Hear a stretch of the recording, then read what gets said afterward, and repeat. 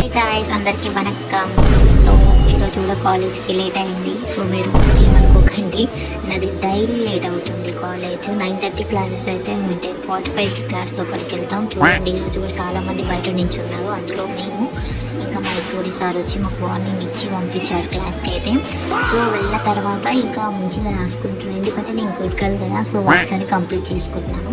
నా ఫ్రెండ్స్ అయితే మాట్లాడుతూనే ఉన్నారు, వచ్చినప్పటి ఫోన్ చూసుకుంటూ చీట్ చేస్తున్నారు.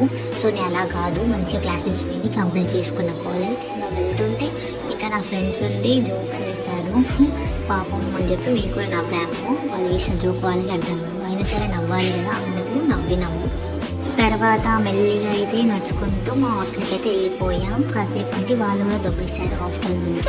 తర్వాత మా ఆంటీ టీ చేసింది, అందులో మురుకులు ప్లస్ టీ తాగితే తర్వాత ఇంకా డిన్నర్కి అయితే డిన్నర్ చేసి మా చెల్లితో వీడియో కాల్ మాట్లాడాం.